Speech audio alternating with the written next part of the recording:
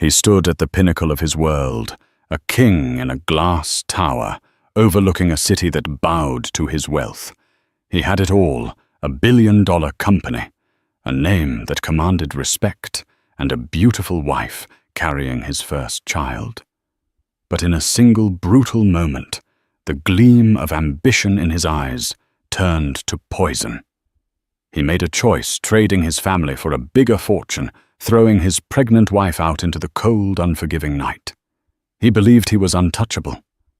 He never imagined that her quiet, unassuming father was the one man on earth who could dismantle his entire empire with nothing more than a keyboard and a lifetime of silent promises. This is the story of how a titan of industry was brought to his knees not by a rival, but by a father's love, and forced to bow before the family he tried to destroy. Ethan Blackwood loved the view from his penthouse. It was a conqueror's view. From the 63rd floor, the city of Seattle sprawled below a tapestry of glittering lights and crawling traffic. Every pinprick of light representing a life he had in some small way surpassed. His company, Blackwood Capital, was a leviathan in the world of high-frequency trading, a machine of his own design that devoured market inefficiencies and spat out obscene profits. At 34, he was the self-made king of a digital empire, and his reflection in the floor-to-ceiling glass was that of a man who had never known failure. His wife, Clara, was the perfect complement to his steel-edged ambition. She was the soft grace to his hard angles, an artist whose gentle spirit seemed to soothe the frantic, predatory energy that always thrummed just beneath his skin. They had met 3 years prior at a charity gala. He was there to network a shark in a tuxedo, and she was there because her latest painting had been donated for the auction. He'd been captivated not by her beauty alone, but by her utter lack of artifice. She didn't know who he was, and when he told her, she wasn't impressed by the money, but curious about the mind that built the machine. Their life was a meticulously curated dream. Dinners at Michelin-starred restaurants, spontaneous trips to Paris on the private jet, a home filled with priceless art and minimalist furniture. Yet for Clara, the penthouse sometimes felt less like a home and more like a beautiful, sterile museum. Ethan was often distant, his mind 1,000 miles away, lost in the cascading numbers and algorithms that were his true passion. She loved him deeply, but she loved the man she saw in rare, unguarded moments, the one who would watch old movies with her, his head in her lap, or the one who truly listened as she described the colors of a sunset. The news of her pregnancy was supposed to be the final, perfect piece of their life. When she told him, placing his hand on her still, flat stomach, she saw a flicker of something in his eyes she couldn't decipher. It wasn't the pure, unadulterated joy she had expected. It was more complex, like a master strategist recalculating variables on a battlefield. "A son?" he'd said, his voice a low hum. "A Blackwood heir, to carry on the name." It wasn't "our baby" or "I'm so happy." It was about legacy, about an asset. The coldness of it was a tiny splinter in her heart, one she tried desperately to ignore. The distance between them grew in the following months. Ethan was working on the biggest deal of his career, a hostile takeover of Sterling Industries, a much older, more established tech firm, run by the formidable Harrison Sterling. It was a brutal, bloody corporate war, and Ethan was consumed by it. He came home later, his eyes burning with a feverish intensity, the scent of coffee and ozone clinging to his clothes. Clara, now 4 months pregnant and starting to show, tried to be the supportive wife. She made sure his favorite single malt was waiting. She ran him baths, She tried to talk to him about names for the baby, about turning one of the spare rooms into a nursery. "Not now, Clara." He'd snap his gaze, fixed on the multiple monitors in his home office. "This sterling deal is everything. Do you have any idea what this means?" She didn't, not really. She just knew it was taking her husband from her. The turning point came on a rainy Tuesday in October. Ethan came home early, which was unusual. He didn't look tired. He looked energized, electric. There was a cruel, triumphant smirk on his face she hadn't seen before. "I did it," he announced, shrugging off his $1,000 coat and tossing it onto a chair. "I broke him. Harrison Sterling is finished." "Ethan, that's good," she said, confused by his tone. "It's better than good. It's magnificent," he said, pouring himself a drink. He turned to her, and his eyes were cold, assessing. "Clara, we need to talk." The splinter in her heart twisted. "Okay," she said, her hand instinctively going to her belly. He took a long swallow of his drink before speaking. "The terms of the final acquisition are delicate. Harrison is a proud man. To make this work, to merge our companies and create a true global powerhouse, certain alliances must be made." "Alliances? What do you mean?" He walked over to the window, his back to her. "Harrison has a daughter, Isabella Sterling. She's brilliant, ruthless. She's been running their European division. She's a partner, in the truest sense of the word." A cold dread, slick and oily, began to seep into Clara's veins. "Ethan, what are you saying?" He turned around, and any trace of the man she loved was gone. In his place was a stranger, a predator, who had just closed in on his prey. "The deal is contingent on a merger of families as well as companies. A marriage between me and Isabella. It solidifies the empire. It's the final move on the chessboard." The world tilted. The crystal glass of water in her hand slipped and shattered on the polished marble floor. A marriage, Ethan, you're married to me. We're having a baby." Her voice was a choked whisper. "That," he said, gesturing dismissively at her stomach, "is a complication, an unfortunate variable." The cruelty of his words was like a physical blow. "A complication. This is your child. It's a problem I can solve with money," he said, his voice flat and devoid of emotion. "I will set you up, you and the child. You'll have an apartment, a generous trust fund. You'll want for nothing. You'll sign a non-disclosure agreement, of course. To everyone, our marriage simply didn't work out. Amicable split." Tears were streaming down her face, now hot and furious.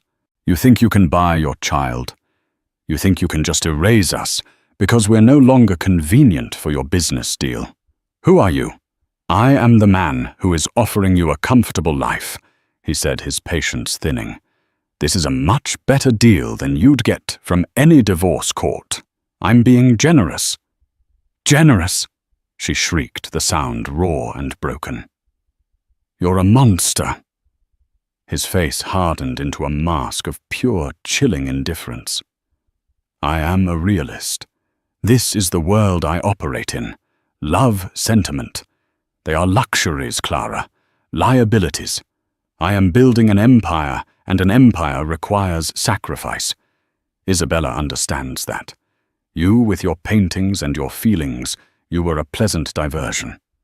But the game has changed." He walked to the bedroom and came back with her suitcase, the one she used for weekend trips. He opened it on the floor. "Pack your things," he said. "The doorman will call you a car. I want you out of here tonight." She stared at him, at the suitcase, at the shattered pieces of glass and the shattered pieces of her life on the floor. "Ethan, please," she begged, one last desperate appeal. "Don't do this. Think about our baby." He looked at her. truly looked at her, and for a second she thought she saw a flicker of doubt. But it was gone as quickly as it came, replaced by an iron resolve. "The deal with Sterling closes in a month. Isabella is already flying in." "You need to be gone," he stated, as if discussing a line item on a balance sheet. "The choice is simple, Clara. Leave with the money and your dignity, or be thrown out with nothing. But either way, you are leaving." The love she had for him curdled into something bitter and cold. The man she had married was a ghost, a fiction she had created in her own mind. This man, this creature of pure, unadulterated greed, was the reality. With a strength she didn't know she possessed, she stopped crying. She squared her shoulders and looked him dead in the eye. "I don't want your money, Ethan. I don't want anything from you." She turned, walked into the bedroom, and packed not her expensive clothes or jewelry, but the few things that truly mattered: a photo of her parents, a book of poetry her mother had given her, and the first ultrasound picture of their baby. When she came back out, he was on his phone already talking business, his voice sharp and commanding. He didn't even look up as she walked past him, her suitcase rolling softly on the marble floor. As she waited for the elevator, the cold reality hit her. She was 4 months pregnant, homeless, and her life had just been liquidated like a failing stock. And the man she once promised to love for eternity hadn't even had the decency to say goodbye. The taxi ride felt like a descent into a different reality. The gleaming skyscrapers of downtown Seattle, once symbols of a shared future, now seemed to mock her, their lights cold and alien. Each drop of rain that slid down the window was a tear for the life that had just been so clinically excised. The driver, a kind-faced man named George, kept glancing at her in the rearview mirror, his brow furrowed with concern. He had asked, "Where to, ma'am?" And all she could whisper was an address in Bainbridge Island, an address she hadn't called home in years. The ferry ride across Puget Sound was a blur of mist and sorrow. Clara stood on the deck, the cold, salty wind whipping at her face, pulling her coat tighter around her pregnant belly. It was as if she was crossing a Stygian river, leaving the land of the living, or at least the world of Ethan Blackwood, behind. She was heading home. Her parents, Robert and Mary Thompson, lived in a modest, cedar-shingled house nestled amongst pine trees overlooking the water. It was the house she grew up in, a place of warmth, worn wooden floors, and the constant smell of her mother's baking, and the faint, clean scent of her father's workshop. When the taxi pulled up the gravel driveway, the porch light was already on, casting a warm, welcoming glow. Her mother Mary must have been watching from the window. The front door flew open before Clara had even paid the driver. Mary Thompson was a woman whose kindness was etched into the lines around her eyes. She took one look at her daughter's pale, tear-streaked face and the single suitcase, and her expression shifted from confusion to a fierce, maternal understanding. "Oh, my baby," she whispered, wrapping Clara in a hug that smelled of cinnamon and home. Clara collapsed into her mother's arms, the carefully constructed dam of her composure finally breaking, and she sobbed long and raggedly. Inside her father, Robert Thompson, was standing by the fireplace. He was a tall, quiet man, a retired software architect, whose gentle demeanor belied a mind of formidable intellect. He was a man of few words, but his presence was a bedrock. He took her suitcase from her hand, his large, calloused hand briefly squeezing hers. It was all the comfort he needed to offer. She knew he was there. Over hot tea and toast that Clara couldn't eat, she told them everything. The words tumbled out in a broken, agonizing stream, The sterling deal, Isabella. The cold, transactional way Ethan had dismissed her and their unborn child. She spoke of the ultimatum, the suitcase, the utter finality in his eyes. Mary listened, her face a mask of grief and fury, tears welling in her own eyes. Robert, however, was unnervingly still. He sat in his old leather armchair, his hands steepled under his chin, his gaze fixed on the dancing flames in the hearth. He didn't interrupt. He didn't flinch. He just listened, absorbing every single painful detail. The silence from him was more profound than any shout could have been. When Clara finished, her voice raw and hoarse, Mary was the first to speak. That monster. I will call a lawyer first thing in the morning. We will fight him. He will not get away with this. Clara shook her head, feeling utterly defeated. What's the point, Mum? He has a team of the best lawyers in the country.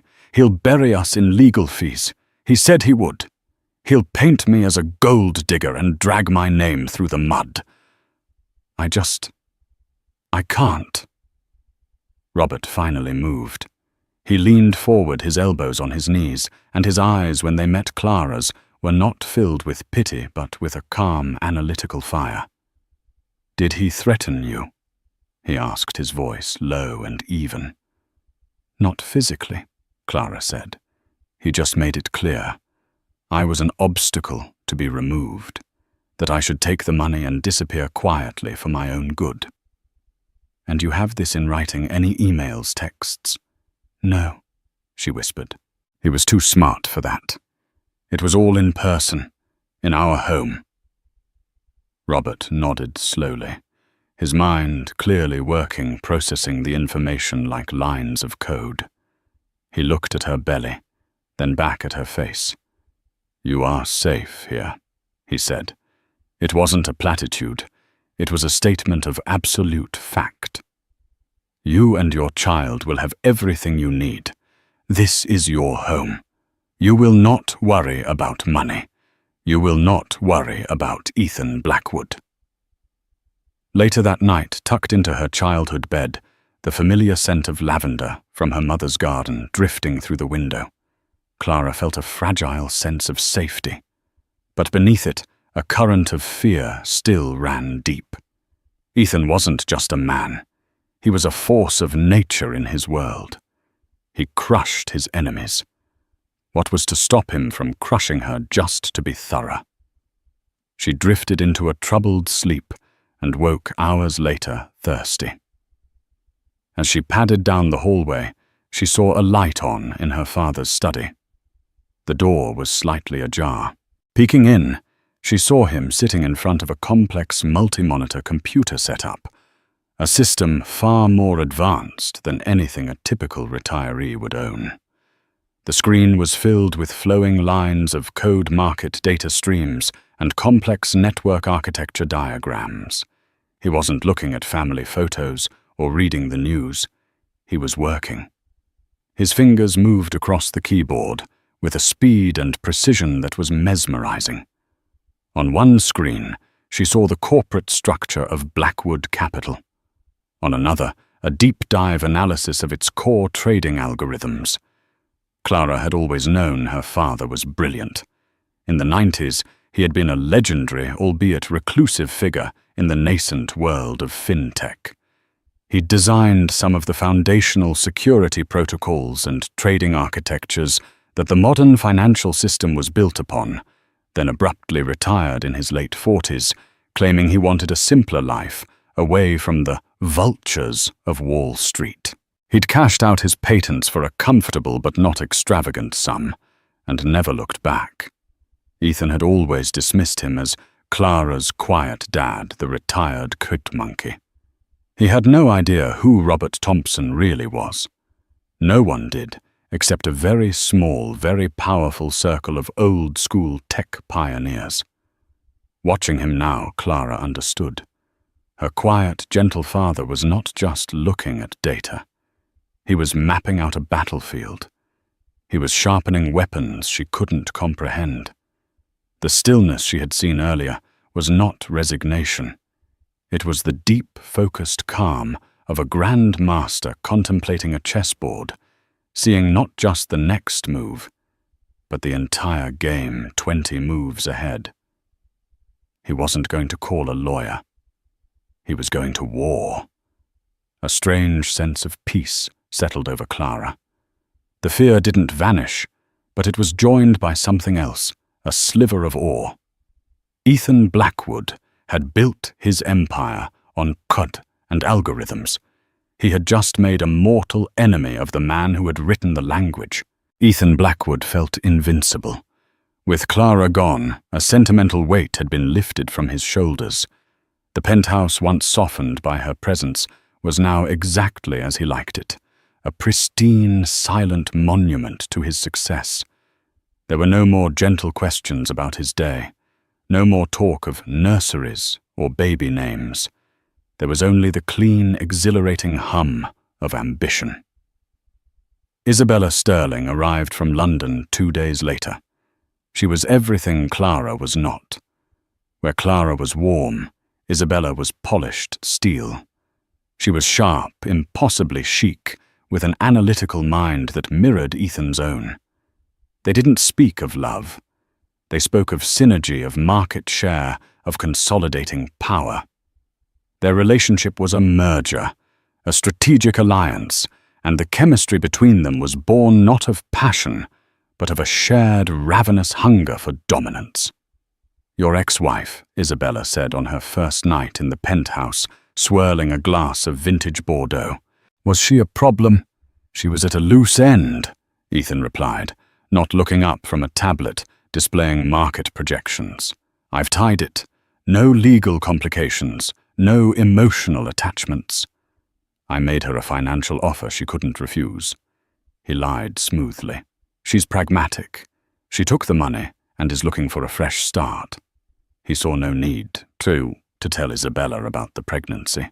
It was an irrelevant data point, a variable he had already contained. To mention it would be to show weakness, a crack in his perfect, calculated facade. Their days became a whirlwind of meetings with lawyers, bankers, and PR firms. The merger of Blackwood Capital and Sterling Industries was being heralded in the financial press as the deal of the decade. Ethan Blackwood, the wunderkind of algorithmic trading, joins forces with the Sterling dynasty to create a new global tech titan, Sterling Blackwood. His face was on the cover of Forbes, his name spoken with reverence on cable news. He was no longer just rich. He was becoming a legacy. He completely forgot about Clara and her quiet father. They were a footnote from a previous chapter, irrelevant to the epic he was now writing. He'd had his assistant David wire a one-time severance of $500,000 to Clara's old bank account, an account he assumed she'd empty immediately. When the wire was returned a week later, marked refused, he felt a flicker of annoyance, not concern. "Stubborn," he muttered to David. "Fine, her loss. Let her see what it's like in the real world without my safety net." David Hayes, a young, fiercely intelligent analyst who had been with Ethan from the beginning, looked uneasy. "Sir, are you sure about this, I mean?" Her family is a retired programmer from some island," Ethan scoffed. "What are they going to do?" "Send me a strongly worded email. Focus on the Sterling integration." "David, that's all that matters." But David, who had always admired Clara's kindness, felt a knot of unease tighten in his stomach. He had seen the returned wire transfer. It wasn't just a refusal. It was a statement. Meanwhile, on Bainbridge Island, Robert Thompson was not writing emails. He was activating a network not of lawyers, but of legends. His first call was to a man named Julian Ghost Vance, a cybersecurity savant living in a remote cabin in Utah. Julian owed his entire career to Robert, who had mentored him as a teenager and kept him out of federal prison. "Robert," Julian's voice crackled over the encrypted line. "It's been a decade. I thought you'd fallen off the earth." "I need a ghost in a machine, Julian," Robert said, his voice calm and steady. "A very specific machine. Blackwood Capital. Blackwood, the HFT Golden Boy. That place is a fortress. Their security architecture is top of the line." "I know," Robert said. "I designed the core principles it's based on 20 years ago, and I know the flaws I never bothered to publish." There was a moment of silence on the other end of the line, followed by a low whistle. "Oh, this is going to be fun. What do you need, old man? I don't want you to steal anything. I don't want you to break anything," Robert instructed. "I just want you to watch. I want to know every trade, every algorithm shift, every data packet that moves in and out of their servers. I want you to whisper in their wires." His next call was to an old colleague, a mathematics professor at MIT named Dr. Aris Thorne, a man who could see patterns in chaos that no one else could. "Aris," Robert said, "I'm sending you a data packet. It contains the trading philosophy of a certain firm. I need you to build a counter-rhythm, a model that doesn't defeat it but harmonizes with it in a way that introduces subtle discord." His third call was to a woman on the board of the largest pension fund in California, a woman he had tutored in quantitative analysis when she was just a struggling graduate student. He didn't ask for a favor. He simply advised her as an old friend to review the risk profile of her fund's exposure to newer aggressive HFT firms, particularly those with a single point of leadership. He was not gathering an army to lay siege to Ethan's castle. He was gathering termites, a quiet, invisible force that would chew away at the foundations until the entire gleaming structure was ready to collapse at the slightest push. He worked silently mostly at night while Clara slept, and Mary worried. He was a patient man, playing a very long game.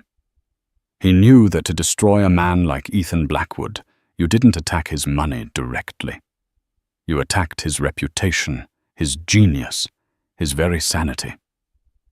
You made the machine he trusted above all else begin to lie to him. Back in Seattle, Ethan was celebrating. He and Isabella hosted a lavish party at the penthouse to announce their engagement and the finalization of the merger.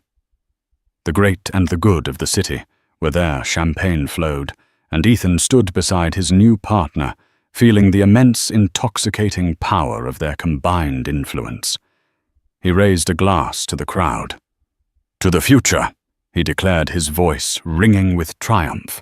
"To Sterling Blackwood, an empire built not on bricks and mortar, but on speed, intelligence, and a relentless vision."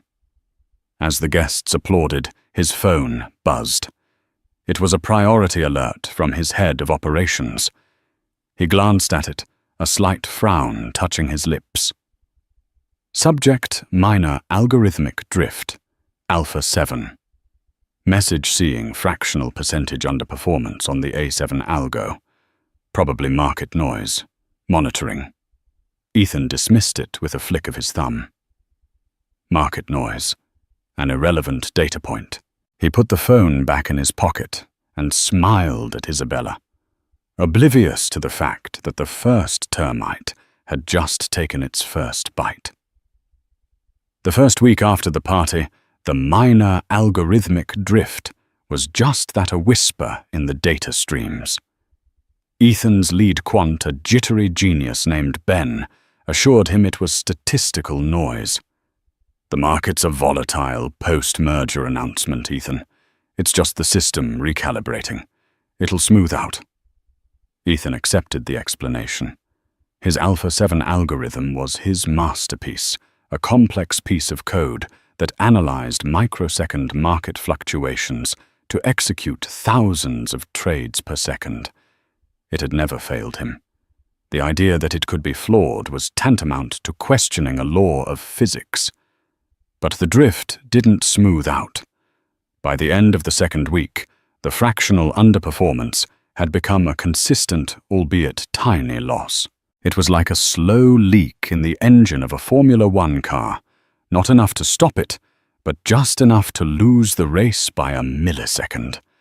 In the world of high-frequency trading, a millisecond was an eternity. "Run a full diagnostic," Ethan commanded, his voice tight with irritation. "Strip the code down to its foundation and rebuild it. I want a report by morning." Ben and his team worked for 36 hours straight, fueled by caffeine and fear. The report landed on Ethan's desk with a thud. "We can't find anything," Ben said, his face pale, dark circles under his eyes. "The code is perfect. The hardware is running at peak efficiency. There are no bugs, no breaches, no intrusions. On paper, it should be performing 5% better than it is." "That's not possible," Ethan snapped, throwing the report onto his desk. "Machines don't lie. Find it." This was Robert Thompson's first move, executed by Dr. Aris Thorne. The counter-rhythm wasn't an attack. It was a subtle form of financial aikido. It introduced a series of infinitesimally small, perfectly legal trades into the market that mimicked the behavior of Alpha 7, but were designed to resolve a fraction of a microsecond earlier. It was like a shadow that arrived just before the person casting it. The result was that Alpha 7 was constantly arriving a moment too late, buying a fraction of a cent too high, selling a fraction too low. The losses were tiny on each trade, but multiplied by millions of trades a day, they began to add up. It was an elegant, undetectable drain on Blackwood Capital's lifeblood. Ethan grew obsessed. He started spending his nights in the office, staring at walls of cascading data, trying to spot the ghost in his machine. He became irritable and paranoid, his temper flaring at the slightest provocation.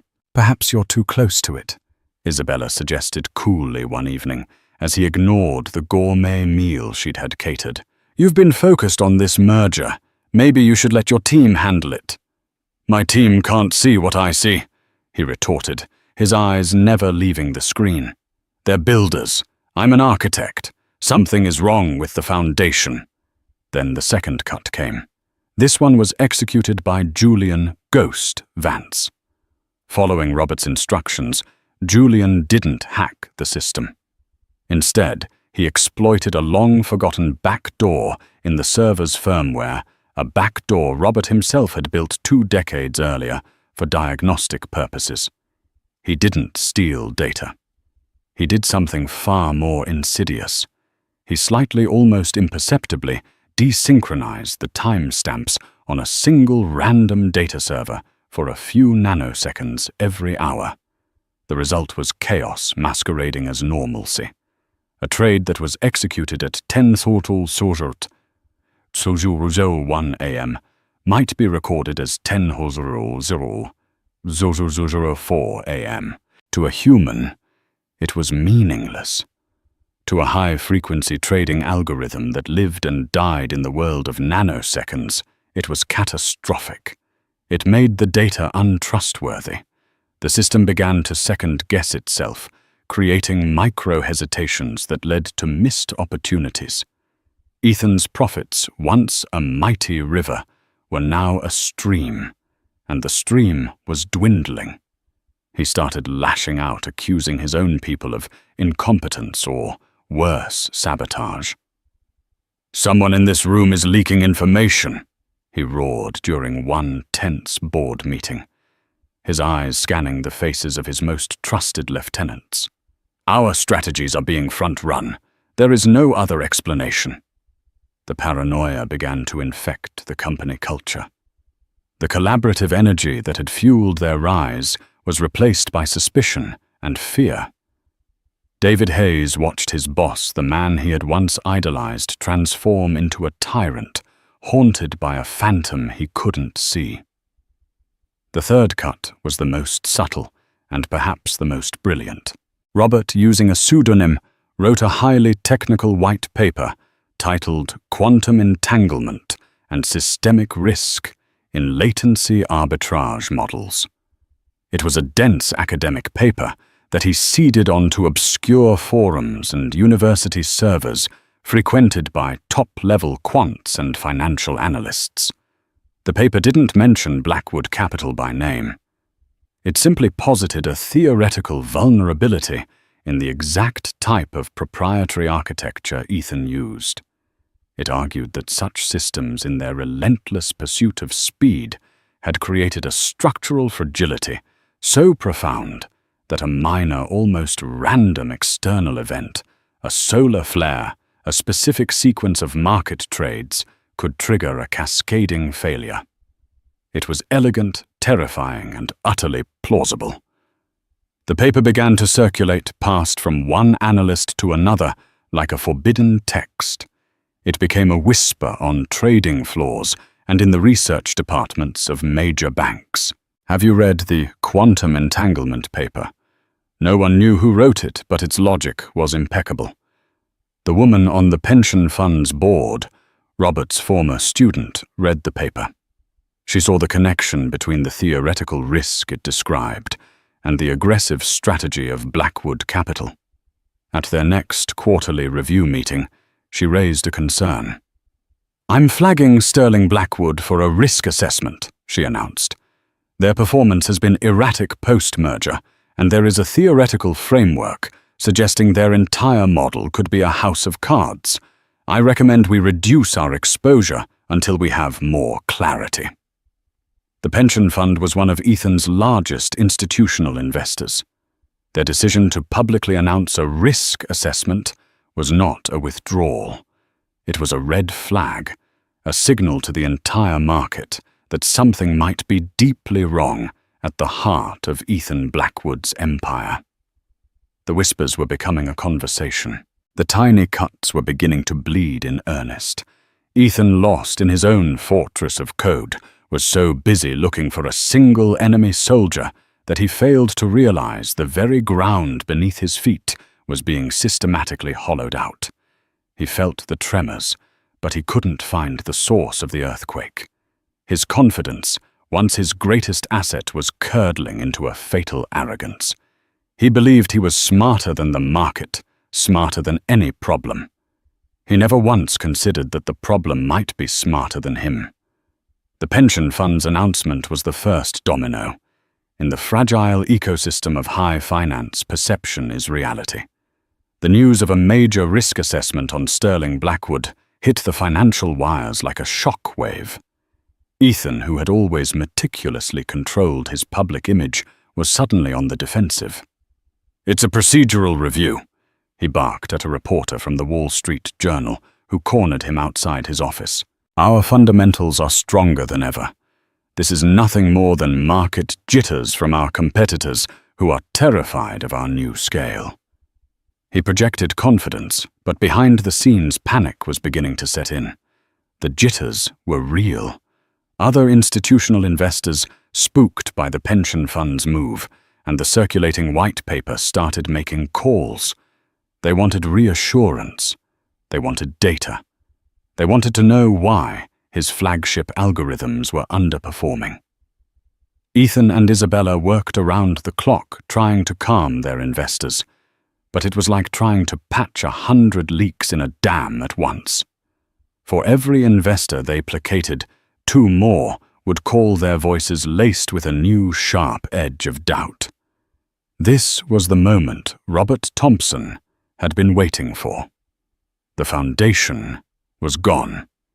It was time to push. From his quiet study on Bainbridge Island, he made one more call this time to a respected financial journalist he knew from his old life, a man who valued integrity above all else. "I'm sending you a package, Mark," Robert said. "No names, no sources, but the data inside is verified. It's a technical analysis of the trading architecture at a certain high-profile firm. It confirms with hard data the theoretical vulnerabilities outlined in a recent academic paper." The package was a masterwork of anonymous data dropping.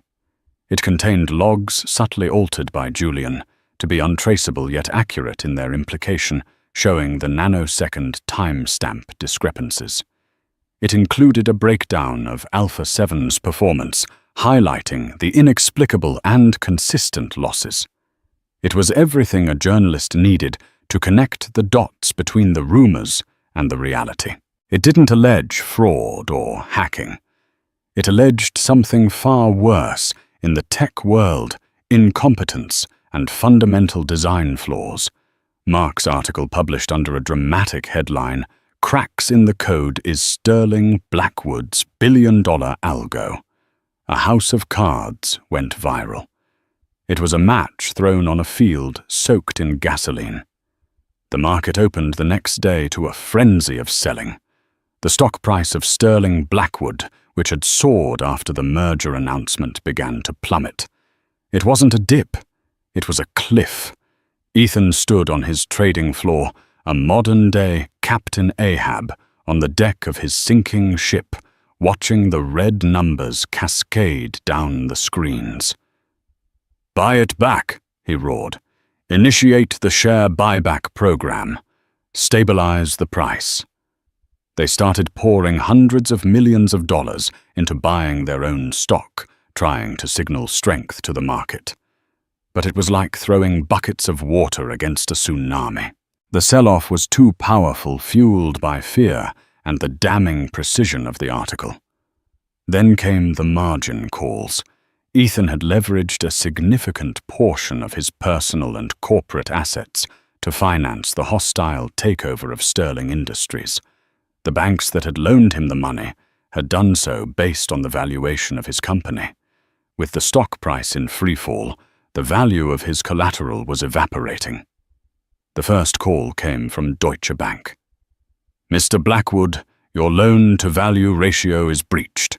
We need an immediate wire of $200 million to cover your position, or we will be forced to liquidate your holdings." Before he could even process it, another call came from JP Morgan. Then another from Goldman Sachs. The cascade had begun. They were demanding billions in collateral that he no longer had. In a desperate final gamble, Ethan turned to Harrison Sterling and Isabella. "We need an emergency infusion from the Sterling Family Trust," he said. His voice strained a sheen of sweat on his forehead. "Now, to cover the calls."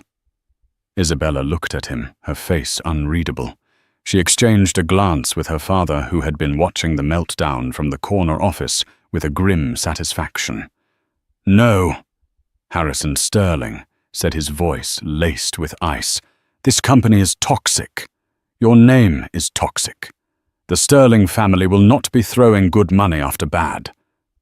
"What?" Ethan stammered, looking at Isabella. "Isabella, we're partners. We're getting married." She gave a small, cruel smile. "The engagement was a means to an end, Ethan. A requirement for a merger that was until yesterday advantageous. It is no longer advantageous. In fact, you've become a liability to my family's name. The engagement is off. We're invoking the reputational damage clause in the merger agreement to sever ties. The Sterling name will be removed from the company by the end of the day." The betrayal was so swift, so absolute, it knocked the air from his lungs. He had been a tool, a disposable asset. He had discarded Clara for this, for a woman who was a colder, more ruthless version of himself. The banks didn't wait. As the news of the Sterlings pulling out hit the wire, the liquidations began. Blocks of his stock were dumped onto the market, causing the price to crash into the pennies. The algorithms that had made him a billionaire were being sold off for scrap value to cover his debts. His art collection, his jet, his other properties, all seized and liquidated by creditors within hours. By the time the market closed, the empire of Ethan Blackwood was gone. Sterling Blackwood was a defunct entity, its assets carved up and sold off. His personal fortune had been wiped out. He wasn't just back to zero, he was hundreds of millions of dollars in debt. He stood alone in the dark, cavernous trading floor, the screens now black. The silence was deafening. Just 48 hours earlier, he had been the king of this world. Now he was a ghost haunting its ruins. He stumbled out of the building a dazed, broken man.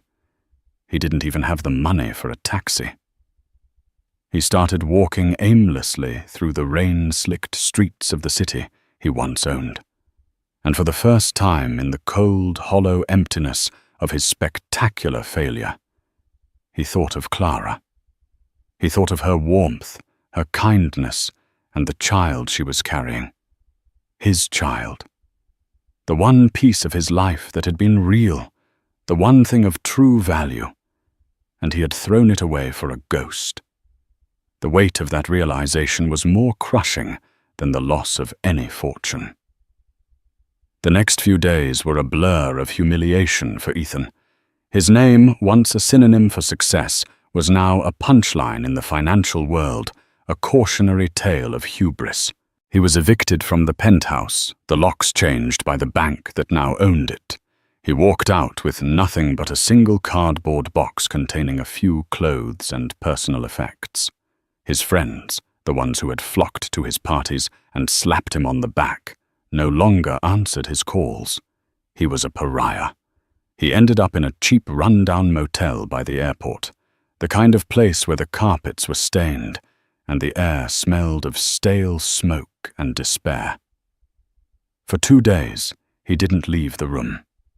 He just sat on the edge of the lumpy bed, staring at the peeling wallpaper, the full magnitude of his ruin crashing down on him. He had lost his money, his power, his reputation. But the loss that echoed loudest in the suffocating silence of the motel room was the loss of his humanity. He replayed that final conversation with Clara over and over in his mind. Her shocked, hurt face, the way he had called their child a complication, the cold, dismissive tone he had used to dismantle their life. He hadn't just been a ruthless businessman, he had been a cruel, empty shell of a man. Who had done this to him? He cycled through a list of enemies, Harrison Sterling rival hedge funds, disgruntled ex-employees. But none of it added up. The attack was too precise, too elegant. It wasn't a frontal assault. It was a quiet, systemic unraveling. It felt less like a corporate raid and more like a judgment. His assistant, David Hayes, was the only person who came to see him. He found Ethan sitting in the dark room and placed a bottle of water and a bag of food on the rickety table. "I'm sorry, Ethan," David said, his voice quiet. "Save your pity." Ethan rasped, his voice hoarse.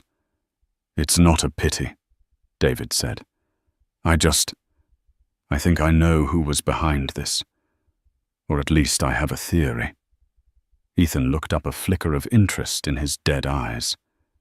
"The day after you asked Clara to leave," David began tentatively, "I saw the returned wire transfer, the one for $500,000. It was refused by an account belonging to a Robert Thompson, your father-in-law. Her dad, the retired programmer." Ethan scoffed. "What about him?" "I was curious, so I did some digging. Not corporate espionage, just public records, old articles from the early days of the internet. Robert Thompson isn't just some programmer, Ethan. In the late 90s, he was known in certain circles as the architect. He designed the Loki protocol for secure transactions and the core logic for the Hyperion trading engine. Your entire company, my entire career. It's all built on the foundation of his work. He's a legend who chose to disappear." The pieces began to click into place in Ethan's shattered mind. the impossible-to-find flaw in his algorithm. The Whisper campaign is based on a deep, fundamental understanding of his systems. The attack wasn't random. It wasn't a rival. It was personal. It was precise. It was from the one man in the world he had never even considered a threat. The quiet father-in-law he had dismissed and disrespected. The man whose daughter he had broken. The realization was a physical blow. He wasn't outmaneuvered by a competitor. He was dismantled by a father protecting his child. It wasn't about money or power. It was about love and justice. All the things he had deemed liabilities. A wave of something akin to terror washed over him.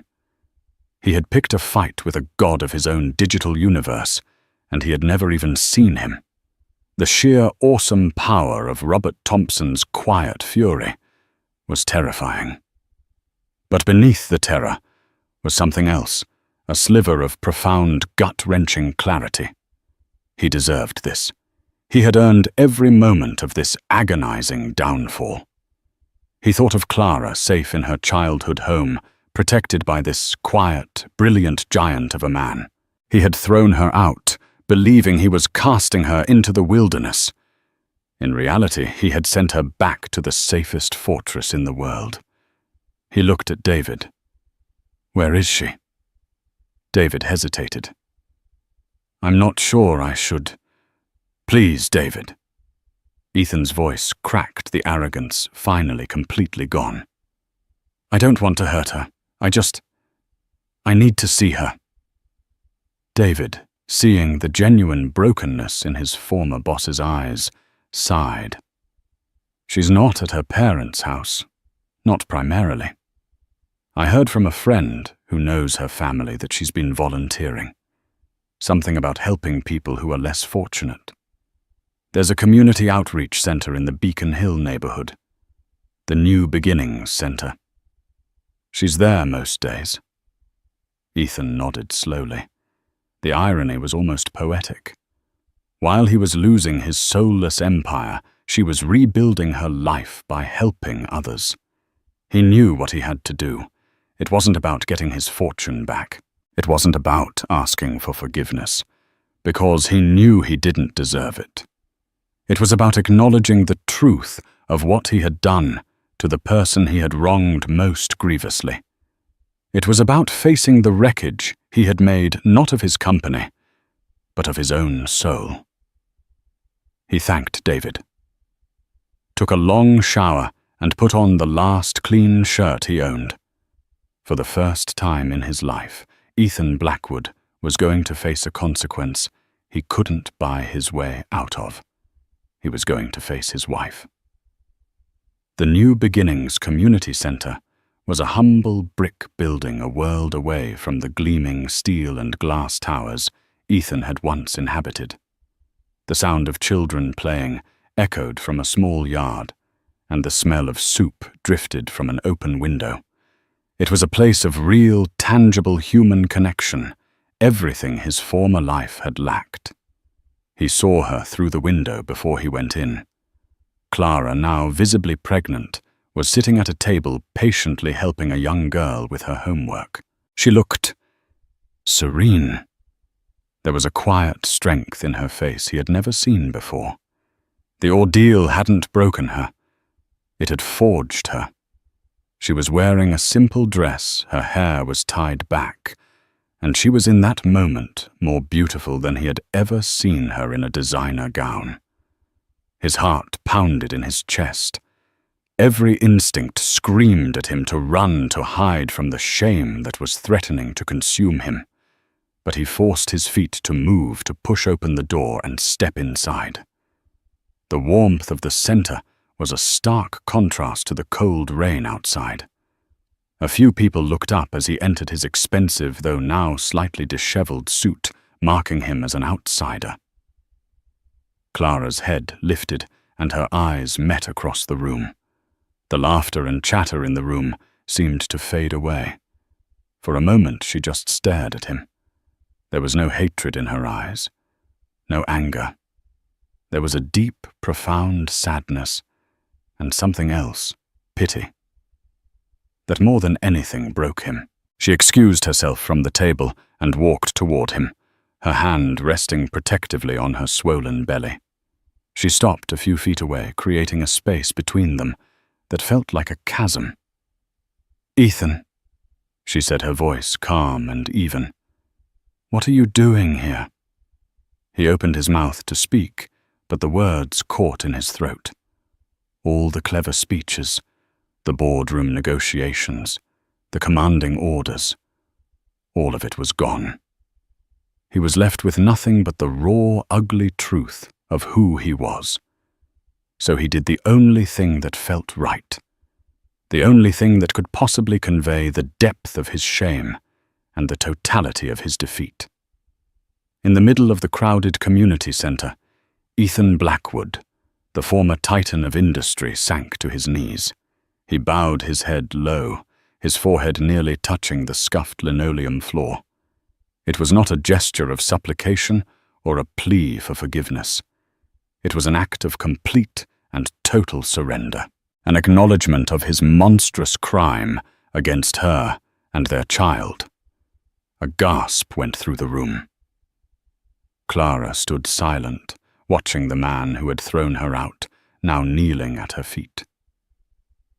"Get up, Ethan," she said, softly, but her voice held a new authority. He slowly, painfully rose to his feet, his eyes fixed on the floor, unable to meet her gaze. "I didn't come here to ask you to forgive me, Clara," he said, his voice a raw whisper. "There are no words, no apologies that could ever be enough. I came here to tell you that I finally understand. Everything I thought was important, the money, the power, the empire, it was all dust. It was nothing. The only thing that ever had any real value in my entire life was you and our baby. And I threw it away. I am so sorry for the pain I caused you." He finally dared to look up at her. "Your father," he said with a ragged breath. "He is a great man. He gave me a lesson I desperately needed to learn." Clara listened, her expression unchanging. She had imagined this moment in her darkest hours, fantasized about screaming at him, about making him feel a fraction of the pain he had inflicted on her. But seeing him now, a hollowed-out, broken man, she felt no desire for revenge. She only felt a sad, quiet finality. "I accept your apology, Ethan," she said, and he felt a flicker of hope. But she continued, "I accept it, not for you, but for me, and for our child. We deserve to live without the weight of that hatred. But that doesn't mean there is a path back for us. You didn't just break my heart. You showed me who you truly are. I can't ever unsee that." She took a step back, reinforcing the distance between them. "I'm going to have this baby. I'm going to raise our son, and I'm going to teach him to be everything you were not: kind, compassionate, and a man of integrity. A man like his grandfather." The words were not delivered with malice, but with a simple, devastating clarity. "You can be a part of his life if you choose," she went on, "but not as my husband, not as the man who lives in my house. You can be his father, but you have to earn that title. You have to rebuild your life, not your fortune, but your character. You have to become a man that our son can one day look up to. That is your only way forward." With that, she turned and walked back to the little girl who was waiting for her, leaving Ethan standing alone in the center of the room. He watched her go, the finality of her words settling into his bones. It wasn't the ending he had wanted, but it was the one he deserved. There would be no magical reconciliation, no wiping the slate clean. There was only a long, arduous road ahead, a chance not to reclaim his lost glory, but to build a new life from the ashes, a life of meaning and perhaps one day redemption. He turned and walked out of the community center, back into the rain. He had lost his fortune overnight. He had bowed before the woman he had wronged, and in doing so, he had taken the first painful step on the bridge of humility, leaving the monster he had been behind, with a long and uncertain journey toward the man he hoped he could one day become. The story of Ethan Blackwood isn't just about a man losing his fortune. It's a powerful reminder that true wealth is not measured in stock prices or bank accounts. It's measured in integrity, in love, and in the promises we keep to the people who trust us. He had an empire at his fingertips, but was poorer than he could ever imagine. In the end, it took losing everything for him to find the slightest chance at gaining something real, a chance at redemption. Clara's journey shows us the incredible power of quiet strength and the unbreakable bond of family. It reminds us that you don't need an army to fight a monster.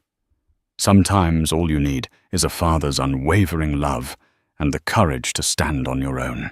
What would you have done in Clara's place? Do you believe a man like Ethan can truly change?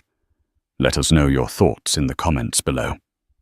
If this story moved you and served as a powerful lesson, please give this video a thumbs up, share it with someone who needs to hear it, and subscribe to our channel for more real-life dramas.